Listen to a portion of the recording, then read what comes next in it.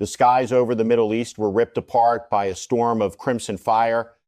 Only hours after America launched its reckless military assault on Iran, Tehran unleashed pure hell, a savage, overwhelming barrage of missiles and suicide drones hammering U.S.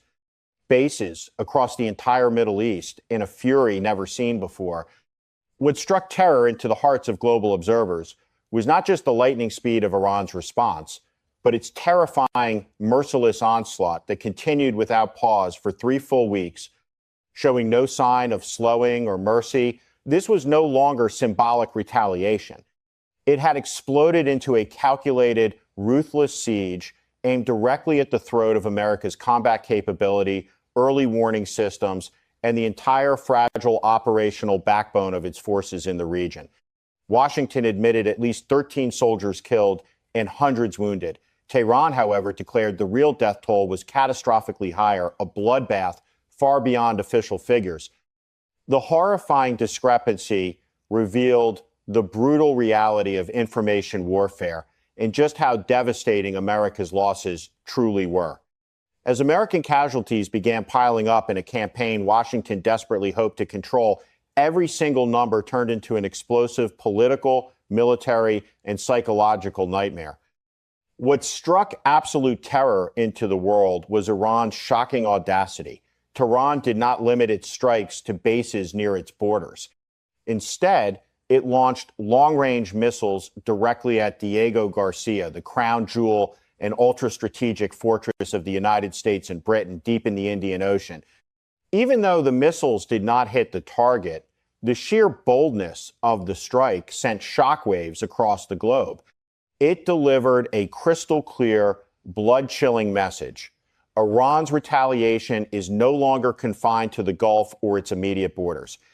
Tehran is now proving that any location supporting the war against Iran can be placed squarely in its deadly crosshairs. Before we dive into the most explosive developments, don't forget to like, subscribe to the channel, and turn on notifications so you never miss any breaking geopolitical updates.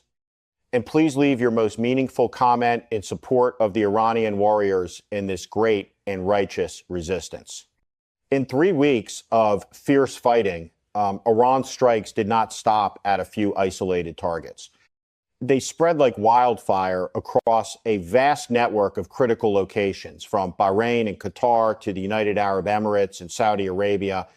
Even more alarming, the attacks were not limited to air bases or troop concentrations. Iranian missiles and drones hammered logistics hubs, seaports, supply depots, and even the living quarters of American soldiers. This detail is extremely important. Tehran is no longer merely targeting America's ability to attack. It is systematically destroying Washington's ability to maintain a long-term military presence in the region. In modern warfare, victory is not decided only by fighter jets or missiles. It is decided by fuel, radar systems, runways, command networks, ammunition stocks, field hospitals, and the speed of resupply. When Iran strikes these vital arteries, it does not need to completely destroy a base to achieve devastating effect. Simply slowing it down, lengthening reaction times, disrupting refueling procedures, or forcing commanders to relocate forces is enough for Tehran to score a major victory. The repeated, relentless strikes on the same targets reveal something far more dangerous. This is not a spontaneous reaction. This is a cold, calculated campaign designed to maintain constant, crushing pressure over time. A base that survives the first strike may still stand strong. But when it is hit a second time, a third time, while its defenders are already exhausted and air defense systems are running nonstop, errors multiply, fatigue sets in, and the probability of a breakthrough skyrockets. Tehran seems to be following this exact strategy with terrifying precision. Not one knockout punch, but many precise blows just strong enough to grind down the enemy's endurance. This type of warfare is especially deadly because it creates the terrifying feeling that nowhere is truly safe. For American soldiers stationed across the Middle East, The threat no longer comes only from predictable hotspots. It can appear anywhere, at any infrastructure, at any moment. When the sense of security is slowly eroded, combat effectiveness collapses with it. And in a prolonged conflict, psychological pressure can sometimes be far more dangerous than physical damage. Casualties are rising sharply. Washington now faces difficult questions about the true cost of this campaign. According to confirmed reports, the U.S. military has suffered multiple fatal losses since the conflict erupted. In one devastating strike, an Iranian missile slammed into a heavily fortified tactical operations center at a major base in Qatar, killing numerous soldiers on the spot. Another strike hit Prince Sultan Air Base in Saudi Arabia, adding even more casualties. Hundreds of American troops have been wounded, many of them seriously. These numbers show clearly that Iran is no longer just harassing or threatening from afar. It is inflicting direct, painful losses on U.S. forces. The dilemma for Washington is brutal. The longer the campaign drags on, the higher the casualty count climbs, while the original strategic objectives remain far from achieved. If a military operation advertised as deterrence ends up causing constantly escalating losses, then the side that started it must answer the painful question, who is really being deterred and who is being dragged into an increasingly disadvantageous position? Iran, of course, is exploiting this situation to the fullest in its psychological warfare. Tehran repeatedly insists that the real casualty figures are far higher than what Washington dares to admit. Although these claims cannot be fully verified, their political impact is undeniable. They sow doubt in public opinion, fuel speculation inside military circles, and pile unbearable pressure on the White House. Once the image of American invincibility is shaken, every new Iranian strike becomes more than just an explosion. It becomes a direct blow to U.S. prestige. Even the American side has been forced to admit that casualties may continue to rise.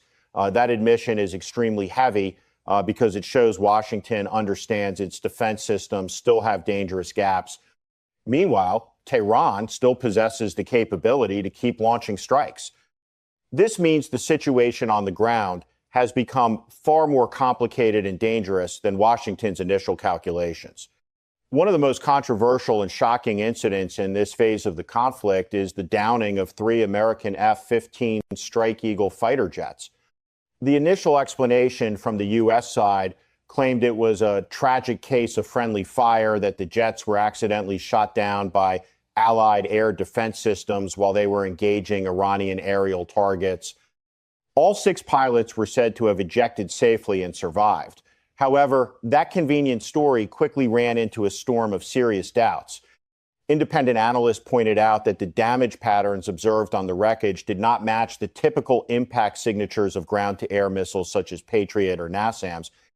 The concentrated damage near the engines raised even stronger suspicions that the aircraft may have been hit by heat-seeking missiles fired from fighter jets or possibly caught in the chaos of confused friendly fire.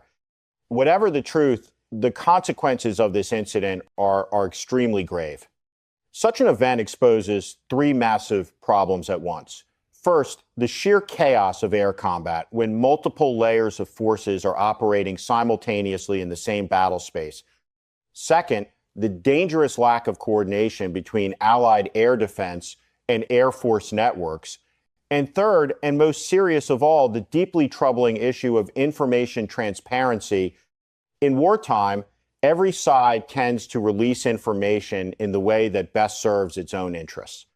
But when the official explanation fails to convince, the vacuum is instantly filled with speculation, suspicion, and a full-blown crisis of trust.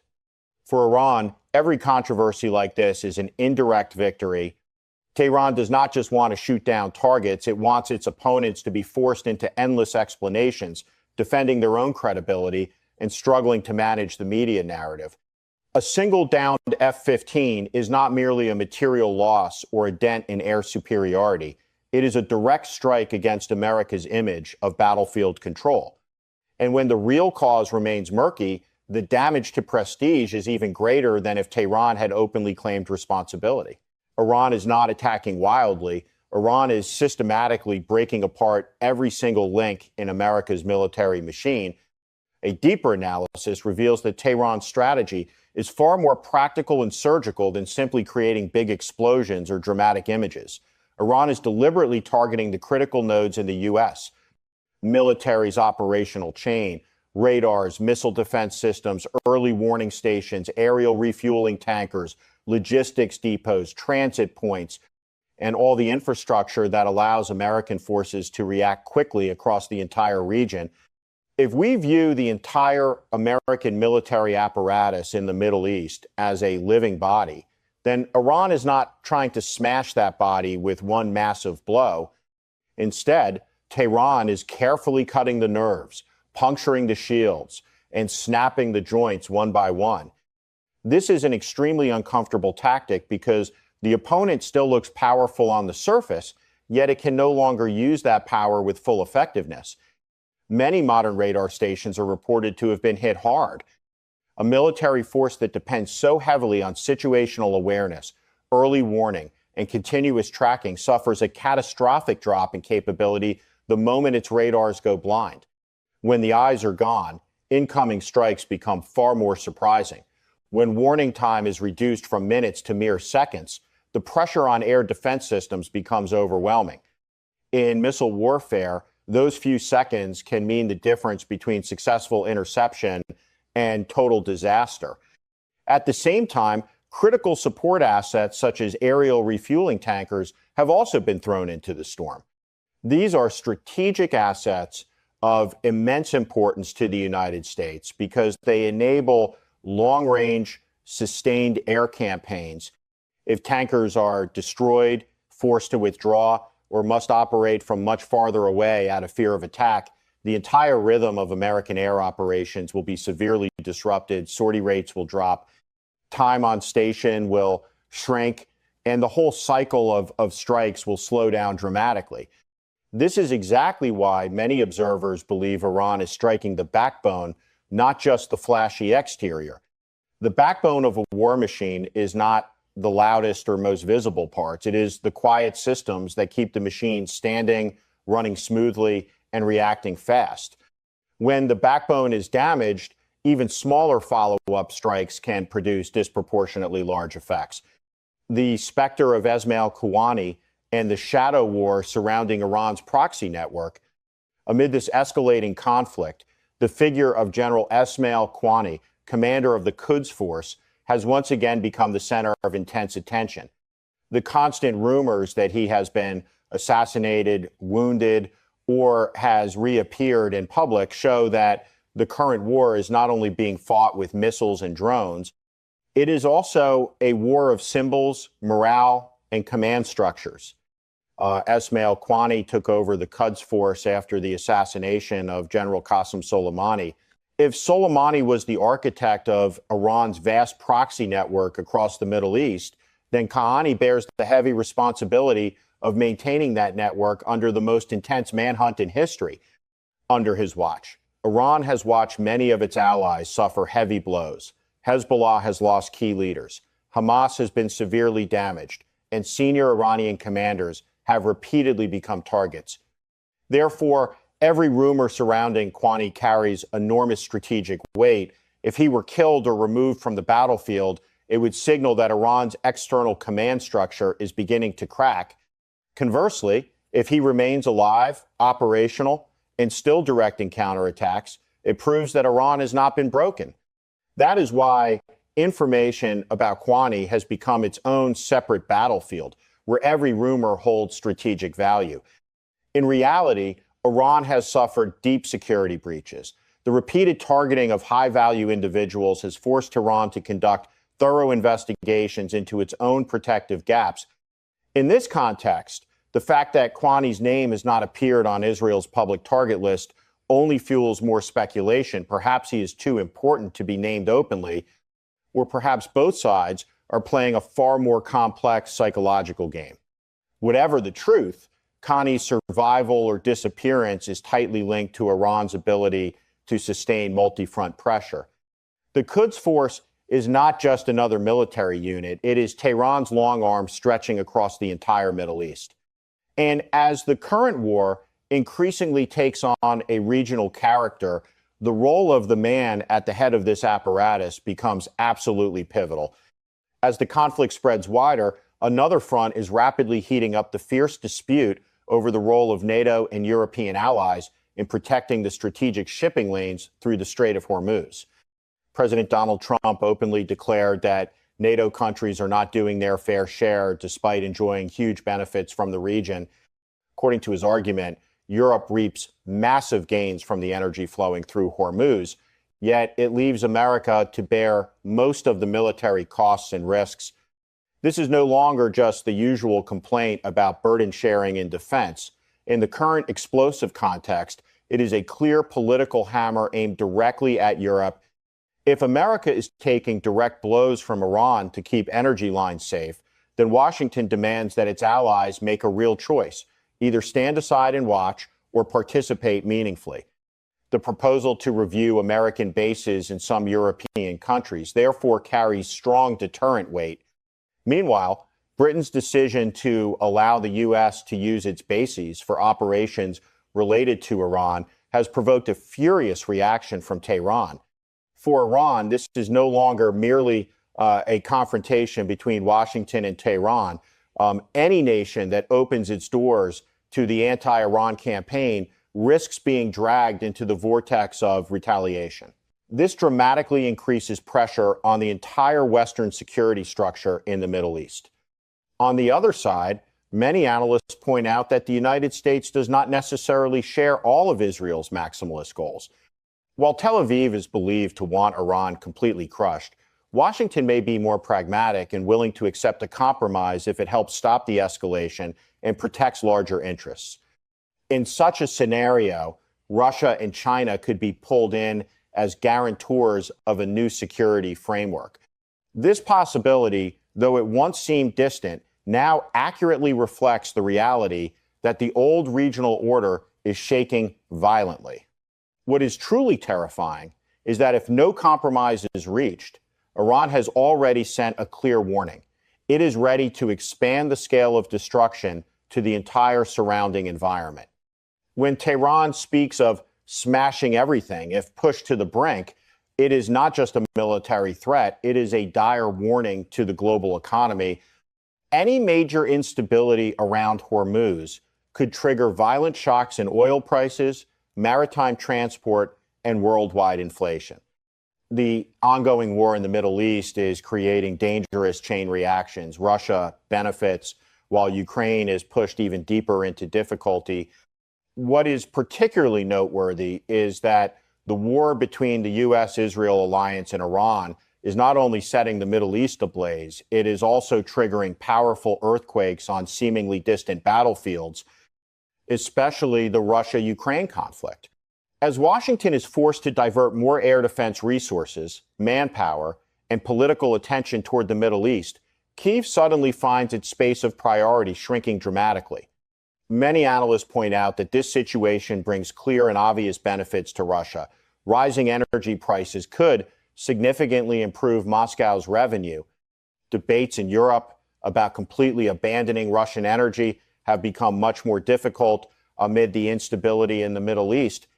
At the same time, the West's attention is being sharply pulled toward a new hotspot, causing the war in Ukraine to lose its central position as before. On the military level, the impact is even more direct and brutal. Air defense systems like Patriot and the scarce intercept missiles already in short supply have become even more precious as America must protect its bases and allies from Iranian barrages. If the stock of PAC-3 missiles is rapidly depleted in the Middle East, the ability to resupply Ukraine will certainly be affected. In other words, every Iranian missile flying toward the Middle East not only threatens targets there, but also indirectly weakens the defensive shield of Ukraine. Meanwhile, Russia continues to intensify pressure on the battlefield with waves of UAV and missile strikes, along with advances on several key directions. Analyses suggesting that Russia may open a new axis of attack toward the Sumy region, only make the situation even more dire. Ukraine is already suffering from severe shortages of manpower, ammunition, and time. Now it must watch as Western resources are divided to handle another crisis of equal magnitude. This is the most dangerous chain reaction of the current war. A single conflict in the Middle East can shift global strategic priorities, shake energy markets, fracture alliances, and simultaneously open new windows of opportunity for the West's adversaries on other fronts. For Russia, this is clearly a golden window. For Ukraine, it is a powerful headwind blowing at the worst possible moment. After 3 weeks of intense fighting, what terrifies the world most is not merely the casualty figures, the number of bases hit, or the volume of strikes that have already occurred. What is far more frightening is that the logic of escalation is now overwhelmingly stronger than the logic of restraint. Iran has proven it possesses the capability to sustain relentless pressure, the courage to threaten distant strategic targets, and the patience to slowly grind down America's military strength over time. America cannot easily back down after launching the campaign. Israel shows no sign of wanting to de-escalate. Meanwhile, Western allies are being dragged into increasingly difficult choices. In this atmosphere, every single incident carries the potential to become a turning point. A major fuel depot struck, a serious casualty event at a strategic base, another fighter jet shot down under mysterious circumstances, or a decision to use a third country's bases. Any of these could ignite a new and more dangerous phase of escalation. As layers of defense begin to reveal dangerous gaps, every subsequent strike becomes far more lethal. As mutual suspicion between the parties deepens, every channel of restraint grows increasingly fragile. The world is no longer facing merely the risk of an expanded war in the Middle East. It now confronts the terrifying possibility of multiple overlapping crises, energy shocks, maritime transport disruptions, shortages of air defense weapons, and intensifying great power competition. In this context, assessments that humanity has entered a new form of world war, even if no one has officially named it yet, can no longer be easily dismissed as exaggeration. And that is the biggest question at this moment. Will the blows Iran is landing on the backbone of America's military machine be enough to force Washington and its allies to rethink their entire approach? Or will these very losses instead push all sides deeper into a vicious cycle of ever greater retaliation? After 3 weeks of seismic shocks, the situation has not become any clearer. It has only revealed one undeniable truth. This confrontation has long surpassed the boundaries of a simple retaliatory exchange. It has become a monumental test of America's military endurance, Iran's resistance capability, and the durability of the entire global security order. The world has just witnessed one of the most reckless and audacious moments in modern military history. Israel has chosen to go all in, unleashing tons of explosives on Bushehr, the very heart of Iran's nuclear program, and a heavily guarded strategic red line bearing Russia's unmistakable seal of protection. To Tehran, Bushehr is not just a power plant, it is a proud symbol of a rising Islamic power. To Moscow, it is a strategic outpost, an unshakable mark of Russian influence in the Middle East. Yet Israel decided to strike anyway. Its F-35 stealth fighters, armed with powerful penetrating munitions, delivered a devastating blow to this ultra-sensitive target. That strike did not merely destroy physical infrastructure, it completely obliterated the painstaking diplomatic efforts Washington and Europe had worked so hard to build. Israel no longer cares about restraint or de-escalation. It is acting like a cornered beast, ready to burn every limit to safeguard its own survival. But here is the crucial question. Is this a brilliant military victory or an irreversible, catastrophic mistake? Do not confuse boldness with recklessness.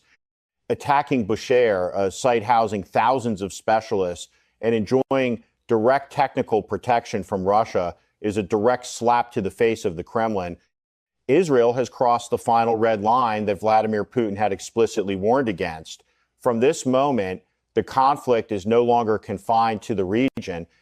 It has been thrust into a direct confrontation between a key American ally and a nuclear superpower. Never forget, Russia never makes empty threats. When the concrete blocks at Bushehr crumbled and the nuclear cooling system suffered severe damage, Moscow's patience reached its absolute limit. Israel's strike may have been fast, powerful, and precise, but it has also awakened a colossal force. Tel Aviv may have calculated Iran's reaction, but it clearly underestimated the depth of Russian fury. This attack has created an extremely dangerous precedent, shattering the fragile balance the superpowers had maintained for years. When a nuclear facility with the risk of radioactive leakage becomes a legitimate military target, no limits remain. Israel has opened Pandora's box, and what has emerged is not just smoke and fire, it is the wrath from the north. What is Israel's real objective? To completely eliminate Iran's nuclear capability, or to drag America into a total war to redraw the map of the region? Whatever the goal, the price is already painfully clear. Even as the dust over Bushehr has yet to settle, Moscow's response is already forming into an unstoppable chain reaction. This is the consequence Tel Aviv may have anticipated, but still chose to ignore in its intoxication with power. The strike on Bushehr proves the prowess of Israeli air power, but it also seals the fate of the region's fragile stability. Night has fallen over Bushehr, but the fire in Moscow's heart has only just begun to rage. And when Russia truly moves, it will not be isolated, precise strikes. It may well be an overwhelming wave of fire that sweeps away every trace of this provocation. Israel has dared to stroke the tiger's whiskers. Now the whole world holds its breath, waiting for the tiger's ferocious response in the coming chapters of this confrontation. While the thick black smoke from Bushehr still hung heavy in the Iranian sky, the world received a terrifying signal from the north. Never underestimate Vladimir Putin. He will never stay silent in the face of such a direct slap to Russia's national honor. Just hours after the airstrike, a historic order was signed in the office of the Russian leader. There were no empty condemnations on television, no long-winded press conferences, only one short, chilling directive, powerful enough to make the Pentagon tremble: full engagement and open fire on any flying object that dares to violate Russia's protected zones. This is the exact moment the Russian bear officially broke free from its cage. For many years, Moscow had played the role of a patient mediator in the Middle East, trying to balance between a stubborn Tehran and an ambitious Tel Aviv. But the attack on the Russian-backed nuclear power plant at Bushehr has shattered every last limit. Israel did not just destroy concrete blocks or cooling systems. It destroyed the final remnants of trust and restraint of a nuclear superpower. Putin understands perfectly. If he does not respond with a crushing counterblow, Russia's position in the region will collapse like a sandcastle. The hot directive from the Kremlin is not just words on paper. It is the starting gun for Russia's entire war machine to switch to red alert. The S-400 and S-500 systems at Khmeimim and Tartus air bases have begun sweeping their radars across the skies from the Mediterranean to the Persian Gulf. Every Israeli or American aircraft appearing in their crosshairs is now considered a legitimate hostile target. Moscow is no longer playing cat and mouse. It has switched to full destruction mode. Look closely at the nature of this order. This is a grand strategic purge. Putin does not only want to protect Iran, he wants to declare that any action touching Russia's core interests will be paid for in blood and gunpowder. The patience the West once mocked as weakness has now turned into a waking monster. Attacking a project under direct Russian protection is an insult Moscow will never forgive with cheap diplomatic apologies. Immediately after Putin's directive, all Russian military communication networks in the Middle East were upgraded to the highest encryption level. Kremlin military experts have already mapped out a multi-layered multi-point retaliation plan. It is not limited to defense inside Iran. Russia is preparing asymmetric counterattacks, supplying ultra-precise satellite intelligence to Iran's IRGC, activating electronic warfare units capable of completely paralyzing the navigation systems of F-35S, and much more. Israel thought it had stealth technology, but in the eyes of Moscow's strategic brains, nothing is unbreakable. Putin's decisive move also sends a direct and icy message to Washington, a cold splash of water in the face of those still dreaming of a unipolar world led by America. Russia is declaring loudly that the Middle East is not Washington's backyard, and Israel has no right to decide the fate of the region with its bombs. Tel Aviv's arrogance suddenly looks ridiculous when faced with the terrifying silence from the Kremlin, a silence that always precedes a storm of fire. Why has Putin chosen such a fierce response? The answer lies in strategic necessity. Russia cannot afford to stand aside while its strategic ally is struck at its most vital point. If Bushehr falls without a strong Russian reaction, tomorrow Russian bases in Syria or even further will be threatened. This is a battle for the survival of Russia's superpower status. Putin has chosen direct confrontation, accepting the greatest risk to win, absolute fear from his opponents. In this hot directive, one can clearly see the shadow of large-scale military preparations unseen since the Cold War. Not only local firepower, long-range airborne assault units of Russia have also received orders to stand ready. Moscow is sending the clearest possible message. It is prepared for the worst-case scenario. All American attempts at de-escalation have now come too late. The wheels of Russia's war machine have begun turning at terrifying speed. Israel miscalculated by a mile. It believed Russia's entanglement in Eastern Europe would make Putin hesitate in the Middle East. How wrong they were. For Putin, the Middle East is the chessboard where Russia will restore global balance. A thunderous counterstrike here will prove to the entire world that the power of the Russian bear remains an unconquerable force. That hot directive is nothing less than a death sentence for the fake peace the West has tried so hard to maintain. When Russian generals received the order, the atmosphere at every military base changed completely. The spirit of real combat has been raised to the highest level. No more showy training exercises. Every caliber missile and every Su-35 fighter now carries the iron will of the Supreme Commander. Russia is preparing to turn the Middle East into a true no-fly zone where any arrogance will be burned to ashes by fire from the north. The world is holding its breath, watching Moscow's every move. Will Putin's directive stop at defending airspace, or will it become the prelude to a full-scale assault on Israeli bases? The answer now lies in the hands of the commanders of the Black Sea Fleet. The Russian bear has broken free from its cage. And once this monster steps into the light, it will not return until its enemies kneel at its feet. The real game has only just begun.